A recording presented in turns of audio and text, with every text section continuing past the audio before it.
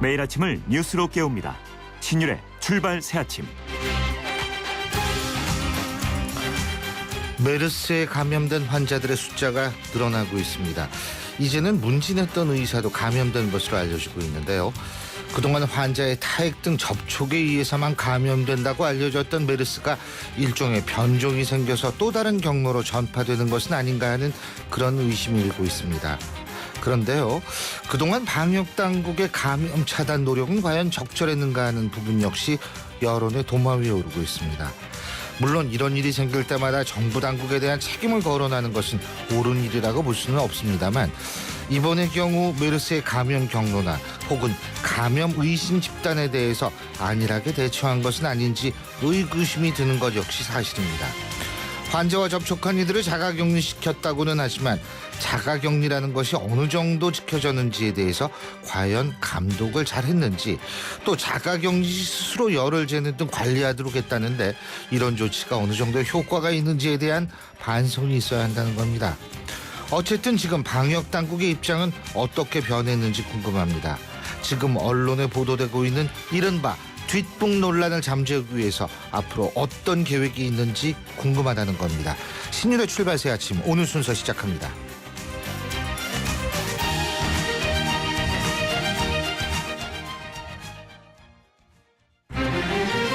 신율의 출발 새아침. 촌철살인 헤드라인. 촌철살인 헤드라인, 오늘도 이숙현 시사 컬럼니스트 함께하겠습니다. 어서 오십시오. 네, 안녕하세요. 예.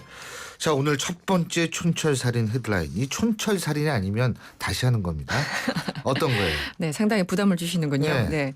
일단 제목 그대로 읽겠습니다. 이 원세훈 국정원장 전교조 불법화 민주노총 탈퇴 유도 지시라는 제목을 달고 오늘 한겨레가 일면에 보도한 내용입니다. 원세훈 국정원 시절의 국정원이 이 전교조의 불법화를 추진하고 민노총 소속 노조의 탈퇴에 개입한 정황이 드러나면서 파장이 예상됩니다.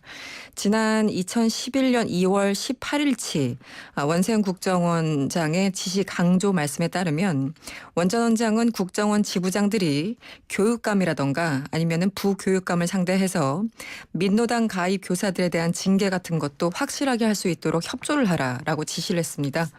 그러면서 우리가 전교조 자체를 불법적인 노조로 정리를 좀 해야 될 것 같다라고 말했습니다.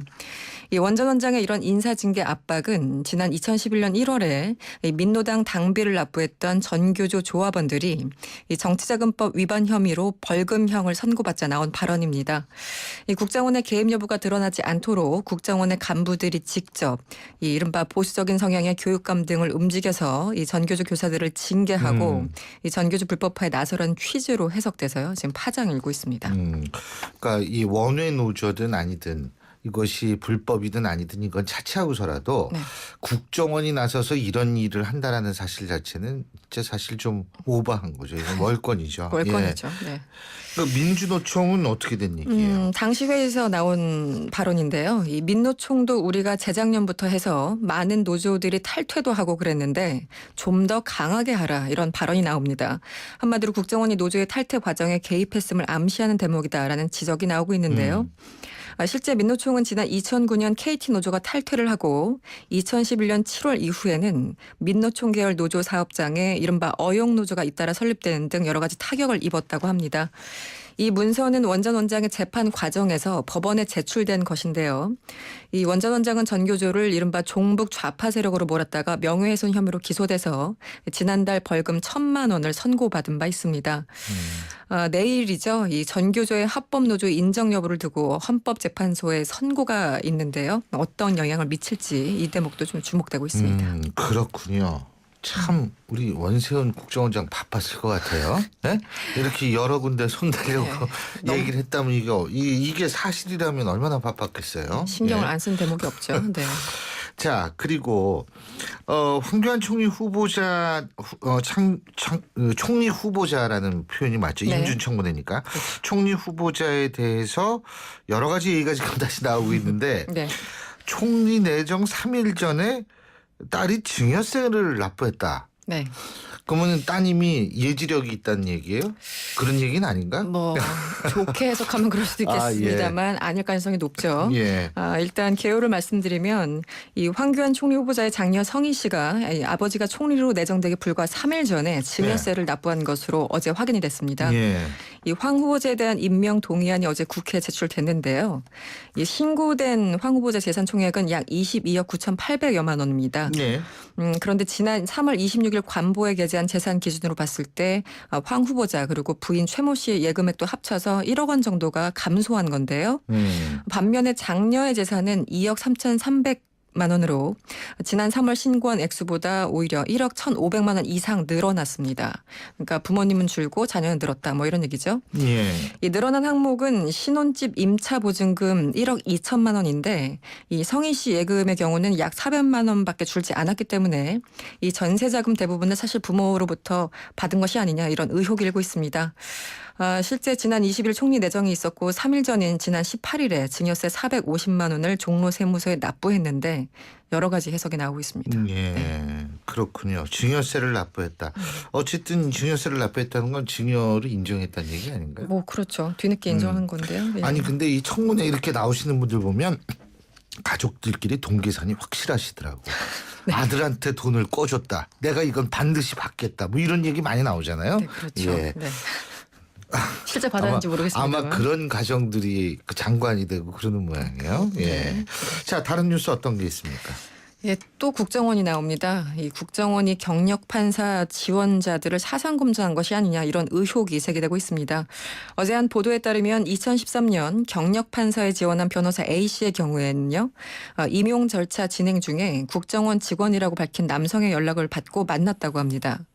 이 국정원 직원은 약 30분 동안 A 씨가 그동안 맡았던 사건 등을 물어봤고요. 이 국정원과의 접촉 사실을 외부에 알리지 말라 이렇게 당부하기도 했습니다. 또 지난해에는 이 경력 판사 임용 때 세월호 참사에 대한 의견을 묻는가 하면 노동조합이 연루된 사건에 대해서 SNS에서 언급하는 것을 어떻게 생각하는지를 묻기도 했다고 합니다. 일종의 이 사람들을 만났던 이 당사자들은 사상 검증을 했다. 뭐 이런 비판을 하고 있는데 실제 일부 지원자는 국정원의 신원 조사가 당락에 영향을 미쳤다 이렇게 주장을 하고 있습니다. 하지만 국정원의 생각은 좀 다른 것 같습니다. 이 국정원과 대법원은요. 법관 임용에 지원한 이들에 대한 신원 조사가 법령의 근거에서 이뤄지고 있기 때문에 전혀 문제가 없다 이런 주장을 하고 있습니다. 예. 법에 의해서 이루어졌다. 그건 뭐 모르죠. 근데 이게 몇 사람한테 어떻게 이루어졌는지는 그건 모르겠는데 이 경력 판사라는 게 아마 그런 걸걸요. 이 국선 변호인사인 같이 네. 예를 들면 법률구조관리공단 같은 데서 오래 일하시는 분들이 그렇죠. 이제 그런 분들을 대상으로 판사를 하겠다 지원을 하면 시켜준 이게 경력 판사일 그렇죠. 겁니다. 예, 아마 네. 저도 이건 정확히 법조인이 아니라서 모르겠는데. 예. 그리고 메르스 얘기해야죠. 메르스. 예. 어저께도 말씀드렸는데 오늘 또 환자가 한 명 더 늘었습니다. 이 메르스 최초 감염 환자를 치료했던 의사 한 명이 어제 확진 판정을 받은 건데요. 의료진으로서는 첫 감염 사례라고 합니다. 이 보건복지부 질병관리본부는 어제 발열 증세 등을 보인 간호사 그리고 의사 A 씨 등 4명에 대해서 유전자 진단 검사를 벌였고요. 그 결과 의사 A 씨로부터 양성 판정이 나왔다고 밝혔습니다. A 씨의 경우는 지난 17일 그 최초 감염자를 청진하고 문진했는데 그 시간이 꽤 짧았다고 합니다. 그 이후에 밀접 접촉자로 분류돼서 지난 22일부터 자가격리 중이었는데요. 어제 그동안 이제 보건당국의 관찰을 받아왔습니다. 이렇게 환자가 계속 늘어나면서 이 보건당국에 어느 정도 그 관리 통제가 되고 있는지 여러 가지 의혹이 제기되고 있습니다. 자가격리도 격리라고 볼 수 있는지. 참 애매하죠. 예. 사실상. 오늘 말씀 여기까지 듣겠습니다. 고맙습니다. 감사합니다. 예, 지금까지 이숙현 시사칼럼니스트였습니다. 자작나무 숲과 광활한 바이카로수. 시베리아의 여름 여행을 계획하신다면 이 곡은 꼭 들고 가시는 게 어떨까요? 차이콥스키의 피아노 협주곡 1번입니다. 대한항공 러시아 4개 도시 운항. Korean Air. 신율의 출발새 아침 1부 순서는 여기서 줄이겠습니다. 잠시 뒤 2부에서 뵙죠.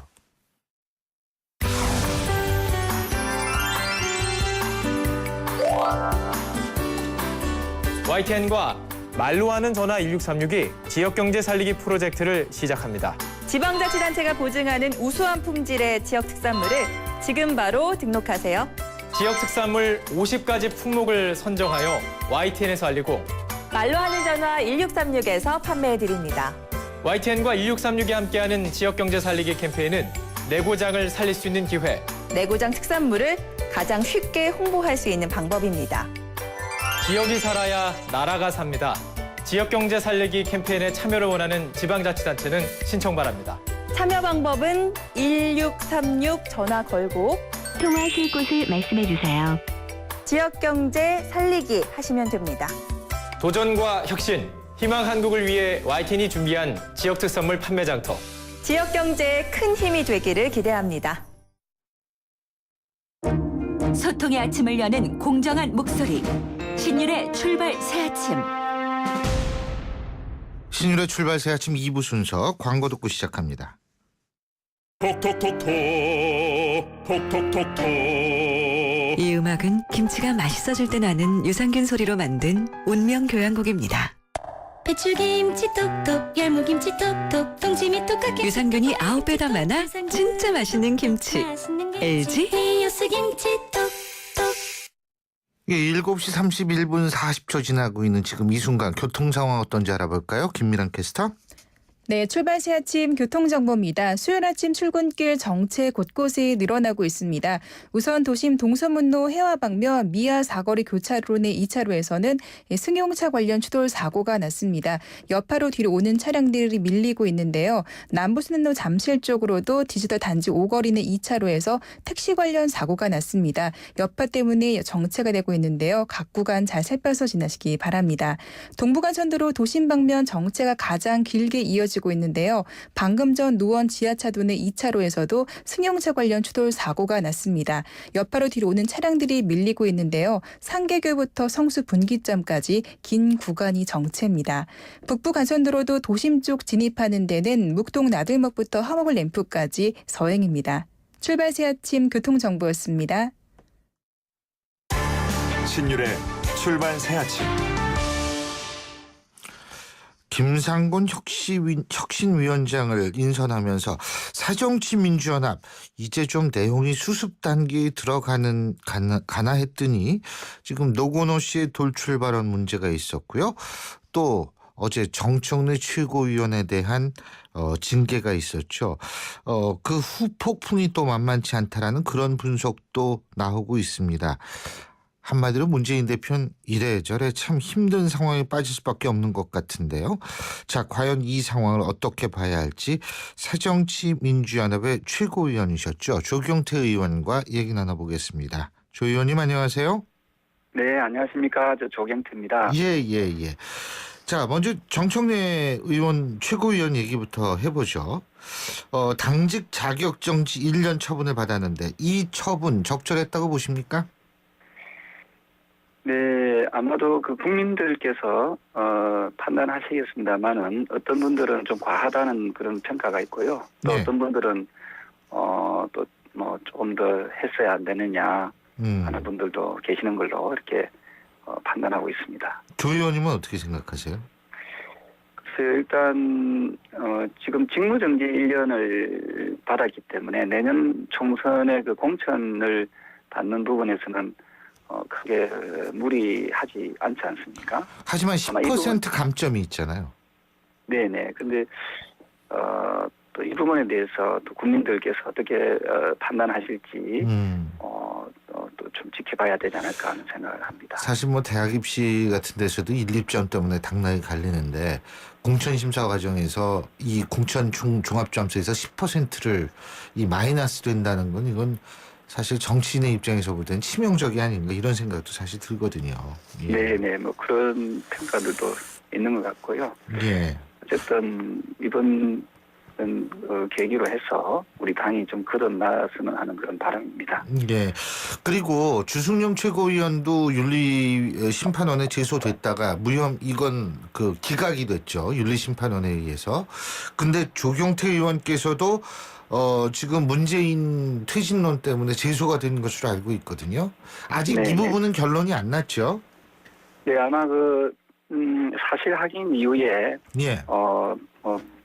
판단하겠다라고 했으니까 저는 기다리고 있습니다만 다만 팩터에 의한 그 소신 발언을 문제 삼아서 의원의 그 입에 재갈을 물리는 행위가 바로 패권 집단의 한 단면을 보여주는 건 아닌지 아쉬운 점이 많이 있고요. 예.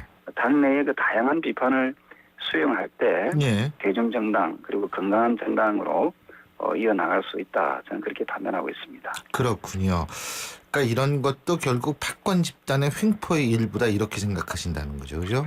예. 네, 뭐 자기들의 그 우호 세력들의 그 보수를 비판했다고 해서 징계유예에 그 해부하는 그런 행위들이 발생한다면은 누가 그 당내에 쓴소리 바른 소리를 할 수 있겠는지 정말 안타깝다는 생각을 많이 하고요. 예. 네, 그렇습니다. 그 제가 부산에 예전에 특강 때문에 한번 내려갔는데 택시를 탔어요. 근데 조경태 의원께서 지역구가 저 부산이시잖아요. 근데 그 택시 운전사가 얘기를 하는 게 뭐냐면 우리 조 의원님은 지역구에서 초등학교 3학년 이상이면 다 한다며요. 의원님. 그 정도로 지역구 활동 열심히 하신다고 택시 하시는 분이 그런 말씀을 들었던 기억이 나는데 지역구가 부산이라서 제가 여쭤보는 건데 말이에요. 부울경이라고 그러지 않습니까? 그죠? 네네, 그렇습니다. 노건호 씨 돌발 발언에 대해서 일단 지역구나 현지 반응은 어떻습니까? 네, 지역에서는 그 뭐 아무리 전쟁 중이라도 그 적장이 조문을 오면은 예의를 표하는 것이 상식이고 또 그게 예의다라고 이야기를 하시면서 기획되고 안 되고를 떠나서 장소가 좀 사실 추모를 하는 그 장소였지 않습니까? 그래서 때와 장소를 가려서 해야 된다 이런 말씀을 하시면서 결국 노건우 씨의 발언이 누구에게 도움이 되겠느냐 하면서 많이 아쉬워하고 있습니다. 예. 그래서 부적절한 발언이었다는 것이 아마 다수의 의견인 걸로 이렇게 나타나고 있습니다. 근데 사실은 문재인 대표가 여기에 대해서 즉각적으로 어떤 반응을 내놓든지 아니면은 올라온 다음에라도 뭐 적절성 부적절성에 대해서 언급을 했다든지 이렇게 되면은 오히려 낫을 뻔했다라는 의견이 있는데 문재인 대표는 결국 아무 얘기도 안 한 것 같아요. 어떻게 보십니까? 그렇습니다. 문재인 대표가 이런 상황에서 침묵하고 있다는 것 자체가 좀 안타깝다는 생각이고요.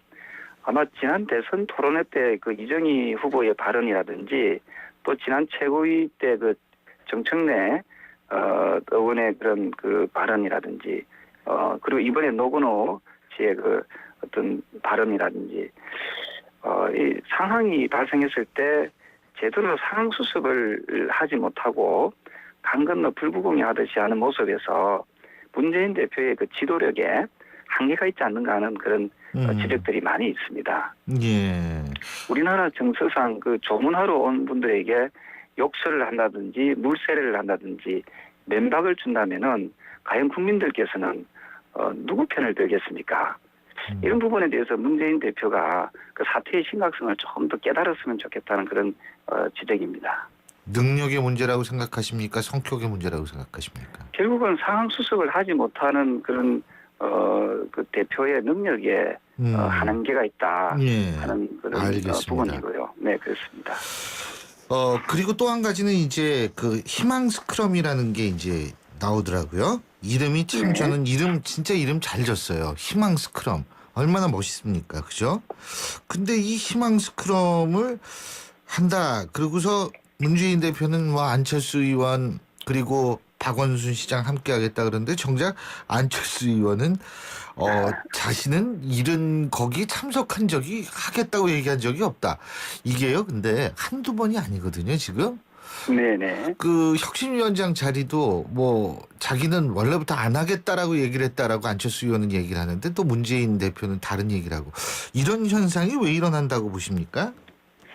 저는 그 통합이라는 명목으로 그 희망 스크럼을 뭐 만들겠다라고 문재인 대표가 얘기했는데 그 통합은 혼자 하는 게 아니지 않습니까? 그리고 희망 스크럼을 그 이야기하면서 특정 지역에는 또 아무도 없습니다. 특정 지역이라는 게 호남 지역이요? 그렇습니다. 또 그들만 하겠다는 건지 결국은 통합이라는 표현이 상당히 궁색해질 수밖에 없고요. 호남 민심을 또 악화시키는 것밖에 되지 않지 않습니까? 통합을 이루려면은 반대편에 있는 사람들과도 이 통합을 이루려고 노력을 해야 되는데 많이 아쉽다는 생각을 많이 하고요. 예. 아니 조 의원님 말씀 딱 들어보니까 진짜 안철수 의원도 부산이고 문재인 대표도 부산이고 박원순 시장도 경남이죠. 예? 네네네. 그렇습니다. 그러고 보니까 그게 진짜 그러네요. 저는 무심코 이걸 봤는데. 네.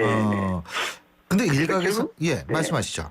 결국 그 희망 스크럼이라고 표현은 했지만은 대표가 그 자리 보존을 위한 수단일 뿐이다는 그런 비판에서 벗어날 수 없다는 그런 생각을 합니다. 여기서 자리 보존과 희망 스크럼이 어떤 관계 있을까요? 그래서 원래 그 문재인 대표에 대해서는 그 지난 재보선 참패에 대해서 책임을 져라라고 했는데 그 책임을 회피하기 위해서 혁신위도 뭐 구성하겠다 그리고 희망 스크럼도 하겠다 해가지고 그 본질을 계속 그 다른 쪽으로 돌리는 국면 전환용이 아니냐 하는 그런 생각을 하고 있습니다. 그러니까 그 일부에서 얘기하는 자꾸 아젠다를 던져가지고 이 사람들의 관심을 분산시키는 혁신위원회도 내놨다, 희망 스크럼도 내놨다 이렇다는 말씀이시네요, 그죠? 네, 그렇습니다. 일부에서는 희망 스크럼이 대선 주자들을 문재인 대표가 본인을 중심으로 관리하려고 한다라는 의견도 있습니다. 어떻게 보십니까? 지금 문재인 대표에 대해서 책임론이 많이 불거지고 있는 상황에서 예. 본인이 나서서 그 희망 스크럼을 짠다는 것도 좀 이해가 되지 않고요. 또 당내에 그분들 말고도 많은 그 좋은 예비 후보들이 있습니다. 예. 그래서 좀 책임지는 자세를 좀 가지는 모습이 예. 보여야 되는데 예. 본인이 중심이 되어서 또 무엇을 하겠다라고 하는 것 자체가 예. 조금 대권 후보 예비 후보 주자들에 대한 예의가 아니지 않느냐 그런 생각을 합니다. 예. 자, 그리고 김상곤 위원장 혁신 추진한다고 얘기를 하면서 계파 등록제와 호남 486 의원들의 일부, 호남 다선 의원들 486 의원들의 일부를 물갈이하겠다라고 얘기를 하는데 어떻게 보십니까? 잘할 수 있을 거라고 보세요? 저는 김상곤 전 교육감님의 그런 계파 등록제는 말을 듣고 계파 등록제란 말뜻을 저는 잘 이해가 잘 되지 않고요. 문재인 대표가 계파에 겠다도 안 나오도록 하겠다라고 하지 않았습니까? 예. 근데 뜬금없이 또 계파 등록제를 하겠다는 것은 정치인들을 정당판에다가 줄 세우기를 강요하는 건지 저는 이런 부분도 역시 이해가 되지 않는 그런 어떤 내용이고요. 그리고 김상곤 전 교육감님께서 문재인 대표와 그 패권 세력의 이 근제하다면은 그 세력의 영향력 안에 있기 때문에 혁신은 한계에 있을 수밖에 없다는 생각이고요. 또한 모 교수께서 말씀하시다시피 혁신위를 만드는 것은 결국은 혁신을 하지 않겠다는 뜻이 아닌가라는 그런 우려를 금치 못합니다. 원래 혁신은 소리 소문 없이 하는 것이 진정한 혁신이다라고 저는 보고 있습니다. 예, 그렇기 때문에 결국 이제 김상곤 위원장도 친노의 이 영향력에서 벗어날 수 없을 것이다. 이 말씀이신데요, 그죠? 네, 그렇습니다. 친노 문재인 대표의 그 영향력 안에서 저는 크게 벗어날 수 없지 않을까, 없지 않을까 하는 생각을 하고 있습니다. 예, 잘 알겠습니다. 오늘 말씀 여기까지 듣죠. 고맙습니다. 네, 고맙습니다. 예, 지금까지 새정치민주연합 조경태 의원이었습니다.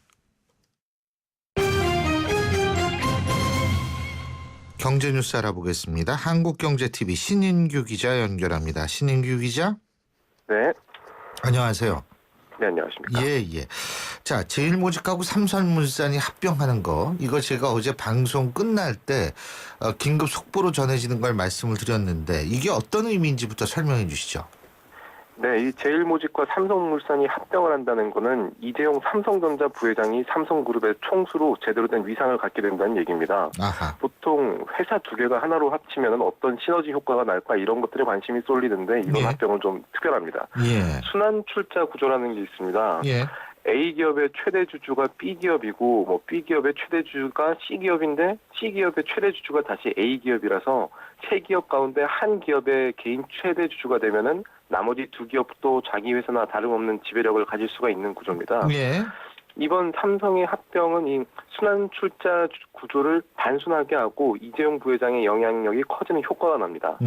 이 제일모직과 삼성물산이 합병하면 새로운 삼성물산이라는 큰 회사가 생깁니다. 예. 이재용 삼성전자 부회장은 합병된 삼성물산의 16.5%의 지분을 확보해서 개인 최대 주주가 되고요. 예. 그룹의 핵심 계열사 모두 지배하는 효과를 얻습니다. 아까 말씀드렸던 그 커다란 순환 출자 구조 때문에 그렇습니다. 예를 들어가지고 이 부회장은 삼성전자 지분이 현재 0.57%밖에 안 되지만 합병된 삼성물산을 통해서 개인 최대 주주니까요. 삼성전자 지배 효과를 더 강화를 할 수가 있습니다. 예. 이재용 부회장이 삼성전자의 지분을 직접 매수하는 것보다 더 확실한 방법이라고 할 수가 있겠습니다. 그렇죠. 순환 출자. 결국은 지주회사 노릇했던 게 제일모직이잖아요. 그죠? 네. 근데 이 제일모직하고 삼성물산이 합병이 됨으로써 이재용 부회장의 지분이 더 늘어났다. 근데요, 그동안 편법 증여 뭐 이런 거 얘기 많았잖아요. 그렇지 않습니까? 상속세 뭐 줄인다 뭐 이런 얘기도 많았는데 이번 합병은 뭐 그런 일은 없는 모양이죠? 좀 따져봐야 됩니다. 그러니까 네. 이번 상속만으로, 그러니까 이번 합병만으로 끝나는 것이 아니라 이제 삼성그룹 전체에서 앞으로 좀 합병이 남아 있다라고 봐야 되거든요. 예. 왜냐하면은 최근에 합병 자체를 봤을 때 뭐 제일모직이 에버랜드랑도 합병을 했었거든요. 예. 그 이재용 삼성전자 부회장이 앞으로 삼성그룹을 물려받는 사실은 이런 합병의 그 추이를 살펴보면 이제 명확해졌는데 그러면은 아버지인 이건희 회장의 지분을 특히 말씀하신 대로 그 이재용 부회장이 이후에 상속을 받고 그만큼 세금을 내야 됩니다. 이재용 부회장이 특히 확보를 해야 될 지분이 삼성전자 지분인데요. 예. 이건희 회장이 현재 삼성전자 지분을 3.38% 들고 있습니다. 이거를 상속으로 물려받으려면 이제 최소 3조 원 이상이 세금으로 나갈 것으로 전망이 되었고요. 근데 이번에 합병을 하고 그 이후에 삼성전자와 삼성 SDS가 합병을 하는 시나리오가 나오면요. 쉽게 말해가지고 자사주 맞교환 등의 뭐 이런 바로 설명드리긴 어렵지만 이런 추가적인 방식을 통해서 이재용 부회장이 내야 될 세금을 줄일 수 있는 효과도 있을 것으로 예상이 되고 있습니다. 예. 자, 그리고 요건 좀 다른 기업 얘기인데 말이에요. 이 베가 시리즈로 유명했던 펜텍이요. 예? 아, 이 펜텍 회사가 결국 문을 닫네요. 예? 이 참 그 어떤 중소기업이라 그래야 되나? 하여간 이 굉장히 대기업에 비해서 굉장히 성장도 빠르고 건실하게 잘 운영된다라는 평가를 한때 받았던 기업인데 정말 안타깝습니다. 예? 네, 그렇습니다. 지금 현재 1,200명 정도의 임직원이 남아있는데 결국 어제였죠. 26일 오후에 그 기업회생 절차 폐지를 신청을 했습니다. 이렇게 되면은 채권자들이 남은 펜텍 자산을 나눠 갖고 이 아까 말씀드렸던 1,200명의 임직원을 남겨두고 회사가 없어지는 겁니다. 그리고 펜텍 고객센터도 이달 말까지만 운영되는 것으로 파악됩니다. 아직 펜텍 제품 쓰는 사람 많을 텐데 회사가 다시 살아날 방법은 없는 거예요? 법원이 폐지 신청을 받아들이고 이 회사 자산을 탈구하기까지 아마 2주에서 최대 한 달 정도 걸릴 겁니다. 6월 안에는 완전히 정리가 된다는 말인데 그 안에 기적처럼 펜텍을 인수하겠다는 회사가 나타나기는 사실상 어렵습니다. 왜냐하면 미리 몇 번이나 주인 찾기에 실패를 했기 때문입니다. 아까 삼성 계열사 합병 얘기를 했는데 삼성은 국내 대표적인 이 대기업이고 펜텍은 중소기업으로 시작해서 샐러리맨 시라도 그렇죠. 이루는 대표적인 기업입니다. 창업주였던 박병업 씨가 직원 6명으로 시작해서 삐삐로 일어난 기업인데 글쎄요. 같은 날에 국내 대표 오너 기업인 삼성은 후계 구도가 강화가 되고 샐러리맨 신화로 일어난 1세대 벤처 기업은 끝을 맺게 됐습니다. 이 어떻게 보면 시사하는 바가 있다고 할까요? 묘한 역사의 장난이라고도 할 수가 있겠습니다. 역사의 장난인지 경제 구조의 장난인지는 모르겠습니다만 정말 안타까운 기업이 사라졌네요. 예, 오늘 말씀 여기까지 듣겠습니다. 고맙습니다. 네. 한국경제TV 신인규 기자였습니다.